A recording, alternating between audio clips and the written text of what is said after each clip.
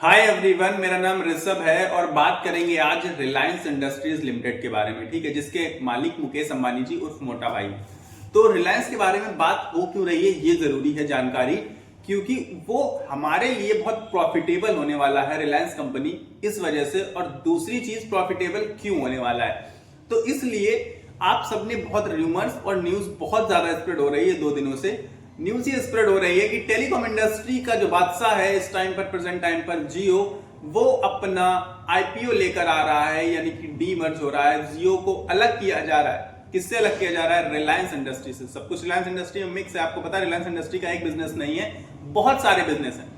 अब इसी बिजनेस में जो टेलीकॉम वाला सेक्टर है, टेलीकॉम का बिजनेस, जियो कंपनी को अलग किया जा रहा है और जियो कंपनी आईपीओ लाने वाली है। और हो सकता है कि 2025 यानी कि इसी साल में आईपीओ आ जाए। अब ये होगा कि आईपीओ आने से रिलायंस का क्या कनेक्शन है। चलो ठीक है, मान लिया कि रिलायंस से अलग होकर जियो कंपनी निकल गई, मतलब आईपीओ आ गया, और ये देश का सबसे बड़ा आईपीओ अब तक का होने वाला है। करीब करीब 40,000 करोड़ रुपए का आईपीओ। बड़ी बात यह है कि आपका इसमें प्रॉफिट कैसे हो सकता है। तो रिलायंस इंडस्ट्री इस समय हाल फिलहाल की अगर बात करें तो 1250 रुपए के आसपास ट्रेड करते हुए, 1250 से 1300 के बीच में ट्रेड करते हुए नजर आ जाएगी। अब क्या किया जाए? किया ये जा सकता है कि इंडस्ट्री पीई आप इसका चेक करिए जाके, तो लगभग इंडस्ट्री पीई और जो कंपनी का पीई है ऑलमोस्ट आपको मैच करता हुआ नजर आएगा। और करीब करीब 17 लाख करोड़ की मार्केट कैप में, अभी भी मार्केट कैप के हिसाब से नंबर 1 कंपनी है हमारे देश की रिलायंस। और हमेशा रिलायंस की बात मैं इसलिए भी करता था क्योंकि रिलायंस बहुत सेफ कंपनी है। रिलायंस मतलब देश की नंबर 1 कंपनी है मार्केट कैप में, तो बंद होने का तो सवाल ही नहीं पैदा होता। तो इसलिए काफी सेफ हो जाएगा, रिस्क मैनेजमेंट का काम आसान हो जाएगा। मतलब अब तो रिलायंस अभी हाल फिलहाल जब से वो न्यूज आई है, आपने 2 दिन में देखा, आज गिरावट थी शेयर मार्केट में। इसके बावजूद क्या हुआ, रिलायंस का शेयर अच्छा खासा जंप दिखाया। कल भी रिलायंस के शेयर ने अच्छा खासा जंप दिखाया। ये जंप दिखा क्यों रहा? क्योंकि ये एक अपॉर्चुनिटी है जो बड़े इन्वेस्टर्स समझ गए हैं, बड़े इन्वेस्टर्स जान गए हैं। और इस समय रिलायंस का शेयर बहुत लोवेस्ट प्राइस पर ट्रेड करता हुआ नजर आ रहा है। ये भी सबको दिख गया। क्या दिखा कि पूरे वंश ने, मतलब पूरे हिस्ट्री में अपनी रिलायंस ने निगेटिव रिटर्न्स दिए। इस साल करीब करीब 6% के निगेटिव रिटर्न्स अपने सामने दिया। अब 6% के निगेटिव रिटर्न्स देने पर ये समझ लीजिए आप कि अब अगला साल जो आने वाला है 2025 और आगे वाले जितने भी साल, उन सब में इस साल का जो बीता हुआ 2024 है, इसकी भरपाई रिलायंस करने वाला है। ये आप यकीन मानिए। अब उसका मुनाफा आपको होगा या नहीं होगा, आप उसके शेयर होल्डर हैं या नहीं है, ये तो आप पर डिपेंड करता है। ठीक है, बाय सेल रेटिंग तो दे नहीं सकता, लेकिन रिलायंस में आपको इतनी सारी अच्छाइयां हैं, वो सारी बता सकता हूं, और वही बता रहा हूं बारी बारी से। तो अब जब जियो अपना आईपीओ लेकर आएगा तो रिलायंस का शेयर भाग क्यों रहा है? इसका कनेक्शन क्या है? आप सबने इसके पहले आया था जियो फाइनेंशियल सर्विसेज, हालांकि उसका जियो टेलीकॉम वाले से कोई संबंध नहीं है। तो जियो फाइनेंशियल सर्विसेज जब आया तो जितने रिलायंस के शेयर होल्डर्स थे उन सभी को उतने ही नंबर ऑफ शेयर्स, यानी कि जितने आपके पास रिलायंस के शेयर्स होंगे उतने ही आपको जियो फाइनेंशियल सर्विसेज के शेयर्स मिले। अब बहुत बेहतरीन अपॉर्चुनिटी थी, जो कि शायद मतलब once in a decade opportunity कहेंगे इसको, ठीक है, क्योंकि रिलायंस इंडस्ट्री खुद भी बहुत बड़ी कंपनी है और जियो फाइनेंशियल सर्विसेज आगे चल के मल्टी बैगर रिटर्न्स देने वाली है, इसमें भी कोई शंका वाली बात नहीं है। ठीक है, तो वो एक बेहतरीन अपॉर्चुनिटी थी और रिलायंस का शेयर वहां पर बहुत ज्यादा सूट किया था, बूस्ट किया था, रैली दिखाई थी रिलायंस के शेयर ने। क्यों दिखाई? क्योंकि सबको चाहिए, क्या चाहिए? पैसा नहीं चाहिए, सबको चाहिए शेयर्स। और एक बेहतरीन कंपनी जब आ रही है जैसे जियो फाइनेंशियल सर्विसेज आई, तो सबको पैसे लगा के उसे लेना पड़े। इससे अच्छा है कि रिलायंस में हमारा, एक तो उससे फायदा क्या होगा आपके रिलायंस के बाई करने से सॉरी, तो फायदा आपका ये होगा कि आपके पास रिलायंस, जो कि देश की सबसे बड़ी कंपनी है, उसके भी शेयर्स आपके पास हो जाएंगे। और दूसरी चीज, जिसके पास जितने रिलायंस के शेयर्स निकलने होंगे उतने उन्हें जियो फाइनेंशियल सर्विसेज के शेयर्स मिले। तो पैसा तो एक दिन खर्च हो जाएगा, पैसा तो कोई बड़ी बात नहीं होती है, हम सबको पता है आज के समय में। पर जो आज के समय में जिसकी वैल्यू है वो है अच्छे शेयर्स की वैल्यू, अच्छे स्टॉक्स की वैल्यू। तो एक रिलायंस बेहतर कंपनी के स्टॉक्स मिले, दूसरा उसी से डिमर्ज होकर जियो फाइनेंशियल सर्विसेज के स्टॉक्स मिले, यानी कि once in a decade opportunity उन लोगों को मिल गई जिसके पास भी रिलायंस के शेयर्स थे। बाकी अब आप चाहें तो ओपन मार्केट से बाय कर सकते हैं, लेकिन अब कोई फायदा नहीं, क्योंकि आपको अब जियो फाइनेंशियल अलग से और रिलायंस अलग से बाय करना पड़ेगा। अब वही once in a decade opportunity फिर से आपको आ रही है आपके सामने, जो कि शायद अब 8-10 सालों तक नहीं आने वाली। इसके बाद बहुत मुश्किल से ऐसी अपॉर्चुनिटीज मिलती हैं। एक चीज, जियो टेलीकॉम इंडस्ट्री का बादशाह उर्फ किंग है इस समय हाल फिलहाल, और आगे बहुत दूर तक जाएगा और बहुत बढ़ने के चांसेस भी हैं, क्योंकि टेलीकॉम इंडस्ट्री में जियो और एयरटेल के अलावा कुछ खास हमें नजर नहीं आता है। आप कहेंगे वोडाफोन और बीएसएनएल है, लेकिन वो दोनों तो किसी काम के खास नजर नहीं आते। तो दो ही कॉम्पिटिटर्स हैं आपस में, तो आपस में मिल बांट के खाते रहेंगे ना। पॉपुलेशन तो बहुत तेजी से इंक्रीज कर ही रही है, तो और नंबर ऑफ जो यूजर्स हैं स्मार्टफोन के वो भी इंक्रीज कर रहे हैं। जब यूजर्स इंक्रीज करेंगे स्मार्टफोन के, तो यकीन मानिए आप 5G 4G यूजर्स इंक्रीज होंगे, और इससे जियो को और एयरटेल दोनों को ही फायदा होगा। तो फिलहाल हम जियो की बात कर रहे थे। तो इससे हमें, अगर रिलायंस इंडस्ट्री में अभी हमने अपना बाई किया या जो भी किया, आपके पास मान लीजिए रिलायंस के शेयर्स हैं, तो क्या होगा, आपको उतने ही क्वांटिटी में जियो के भी शेयर्स मिल जाएंगे। आपको अप्लाई करने की जरूरत नहीं पड़ेगी, हालांकि आप करना चाहें तो कर सकते हैं फिर। और जियो जैसी कंपनी वो खुद भी एक multibagger returns in future देने की दम रखती है। ऐसी कंपनी, स्टेबल कंपनी आने वाली है मतलब। तो एक बेहतर कंपनी के आपको शेयर्स मिल जाएंगे, और दूसरी चीज, जब आप खरीदारी करेंगे उस बेहतर कंपनी के शेयर्स पाने के लिए, तो आपको हमारे देश की नंबर 1 कंपनी के शेयर्स भी खरीदने पड़ जाएंगे, यानी कि उसके भी शेयर्स आपके पास हो जाएंगे, जो कि अगेन मल्टी बैगर रिटर्न्स देने की दम रखती है इन फ्यूचर, यानी कि आगे आने वाले समय में।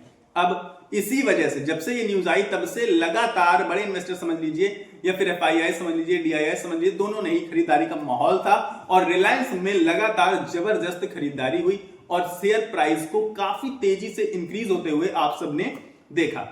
पर मैं कहूंगा अभी भी शेयर प्राइस उतना ऊपर नहीं आया है जितना ऊपर ये पहुंच जाएगा जियो के IPO लाने वाली डेट तक। जी हां, IPO जिस दिन आएगा जियो कंपनी का, उससे पहले ये शेयर प्राइस आपको 1700-1800 तक जाते हुए दिखेगा। ये मेरी गट फीलिंग कह रही है, और मेरा ये पर्सनल ओपिनियन भी है, और ये सच होने वाला ओपिनियन भी है। तो अब आपको इस मुनाफे को, हाँ, हालांकि मैं इतना ज्यादा भरोसा मुनाफे में यानी कि प्रॉफिट में नहीं करता हूं, क्योंकि मेरा मानना है कि जो हम शेयर्स बाई करते हैं वो लॉन्ग टर्म के लिए करते हैं।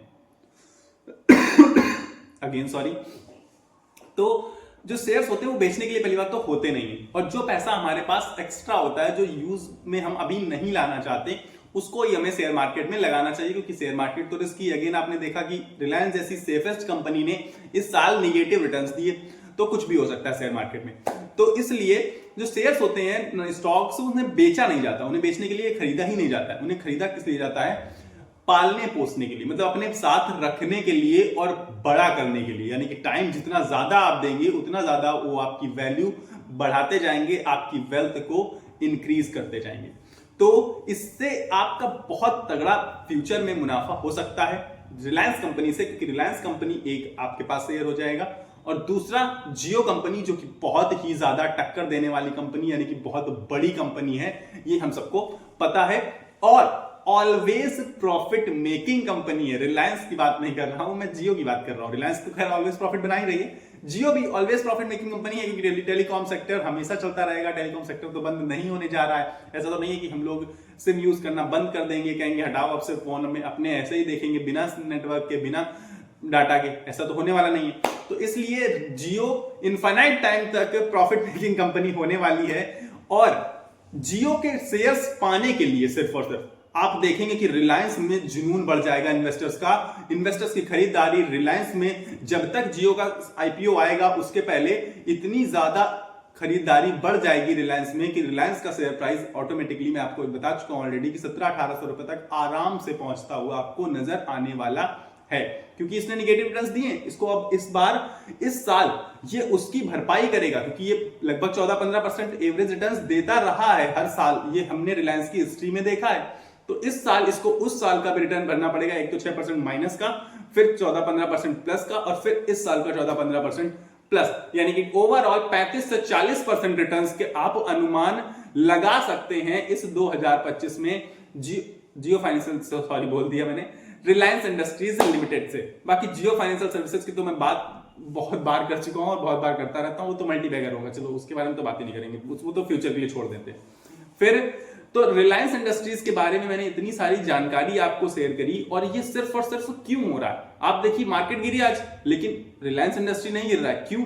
क्योंकि नया आईपीओ, देश का सबसे बड़ा आईपीओ, बेहतरीन कंपनी, सेफ कंपनी जियो अलग होने जा रही है, एक नई कंपनी बनने जा रही है। अब उसके शेयर्स चाहिए तो रिलायंस सेफेस्ट कंपनी के शेयर मिल जाएंगे, इसीलिए रिलायंस में बढ़ता जुनून। और हम लोगों का जुनून नहीं बढ़ रहा।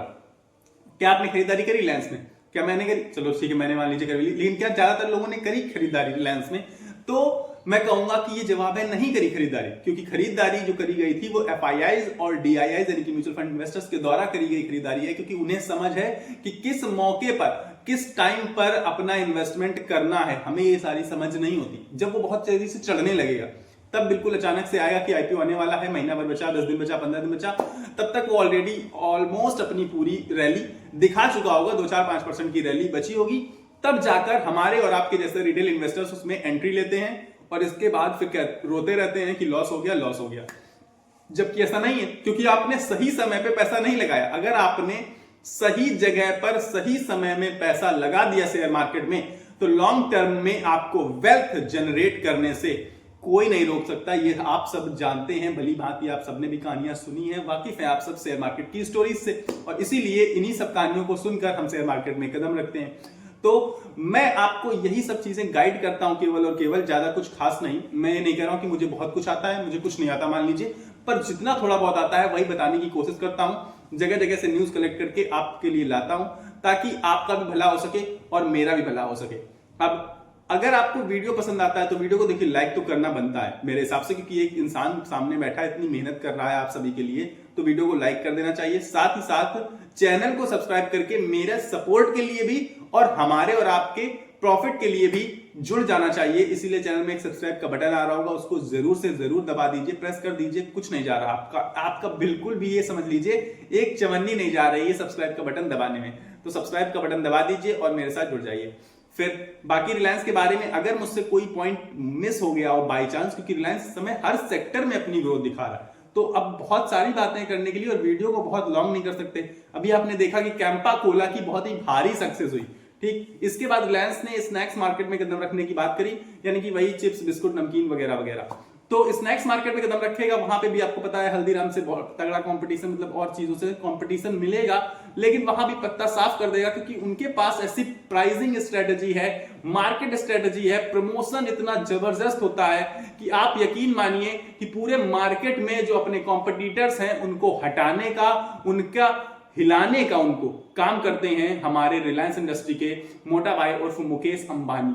उनके पास सारी चीजें बेस्ट होती हैं, मैनेजमेंट बेस्ट है, प्राइसिंग स्ट्रेटजी है, इसके अलावा हर चीज है उनके पास जो चीज पॉसिबल हो सकती है किसी भी कंपनी के लिए। और एक नेक्स्ट लेवल चीज है जो आप सबको पता है, भले आप माने ना, गवर्नमेंट का सपोर्ट है। गवर्नमेंट का सपोर्ट अगर मिल जाता है ना जिस कंपनी को, तो आपको पता है कि वो कहां तक जा सकती है, आसमान की ऊंचाइयों तक पहुंच जाएगी। क्योंकि कोई भी कामकाज करिए, करते रहिए, कोई रुकावट नहीं आ रही है कहीं पे भी। कोई भी आप देखेंगे कि रिलायंस इंडस्ट्री को कहीं भी तगड़ा झटका लगते हुए आप नहीं देखेंगे कि इस काम के लिए उनको मना किया गया। ज्यादातर आप ये पाएंगे कि इसकी उन्हें परमिशन मिली, उसकी उधर परमिशन मिली, अप्रूवल्स पाएंगे आप, ना कि रिजेक्शन। तो इसलिए रिलायंस इंडस्ट्री मेरे हिसाब से बहुत ही बेस्ट कंपनी है, प्लस सेफ कंपनी है, और साथ ही साथ आपका पैसा डूबेगा नहीं। भले इस साल देखिए 6% निगेटिव रिटर्न्स आए ना, लेकिन रिलायंस के इन्वेस्टर्स में आपने क्या पैनिक का माहौल देखा? नहीं देखा। जबकि सुजलॉन के इन्वेस्टर्स में आप हमेशा पैनिक का माहौल पाएंगे, चाहे वो बढ़ रहा हो चाहे वो घट रहा हो, क्योंकि कंपनी टू कंपनी डिपेंड करता है। एक देश की सबसे सेफ कंपनी है और एक बिल्कुल कूड़ा कंपनी है। कूड़ा कंपनी का मतलब है कि जिसमें चीजें बनी रहती हैं, उतार चढ़ाव बना रहता है, लेकिन इसमें ऐसा नहीं है। अगर चढ़ेगा भी तो बहुत धीरे धीरे करके चढ़ता है। देखिए अब एफआईआईएस ने बाई किया, डीआईएस ने बाई किया, तब भी 1.5 से 2% भागा, आज 0.25% भागा, क्योंकि बहुत बड़ा मार्केट कैप है इसका। इसको हिलाने के लिए अगर आप इसको 10% हिलाने जाएंगे तो आपके पास कितना रुपए होना चाहिए आपको पता है? करीब करीब 1,70,000 करोड़। ये एक बहुत बड़ी वैल्यू है। इतने में 2-4 कंपनियां खुल जाएंगी ठीक ठाक सी मिड कैप की रेंज वाली। अब आप समझ लीजिए। तो इसलिए ये आप यकीन मत, मतलब ये बिल्कुल मत सोचिएगा कि एक दिन में ये कंपनी 10% भाग जाएगी या 10% गिर जाएगी। इसीलिए मैं कहता हूं वॉलेटिलिटी कम होगी इसमें, और सेफ कंपनी है, आपको लॉन्ग टर्म में वेल्थ जनरेट करके लेकिन यकीन मानिए जरूर देगी। इसीलिए ये सारी चीजें मैं आपको बता रहा था। और जियो का जो आईपीओ वाली न्यूज थी उसके बाद से शेयर बूस्ट होने वाला है पूरे के पूरे 2025 में, स्पॉटलाइट में रहेगा, न्यूज में रहेगा, हेडलाइन में रहेगा और ये शेयर लगातार भागता रहेगा। और बड़े इन्वेस्टर्स ने एंट्री कर ली है ऑलरेडी, ये भी मैं आपको बता चुका हूं। तो इसलिए आपके लिए भी बहुत सही मौका है एंट्री करने के लिए। पर मैं 22 साल की रेटिंग नहीं दे रहा हूं, मैं अपने सिर्फ और सिर्फ पर्सनल ओपिनियन शेयर कर रहा था। बाकी अगर आपको ये वीडियो पसंद आया तो वीडियो को लाइक कर देना, चैनल को सब्सक्राइब करके जुड़ जाना मेरे साथ, क्योंकि आपका कुछ नहीं जा रहा, ऑलरेडी एक्सप्लेन कर चुका हूं। सब्सक्राइब का बटन नीचे आ रहा है, शांति के साथ दबा दीजिए। बाकी मिलेंगे अगले वीडियो में, तब तक के लिए आपको अपनी सेहत का ख्याल रखना है। स्वस्थ रहिए, मस्त रहिए। नमस्कार, धन्यवाद।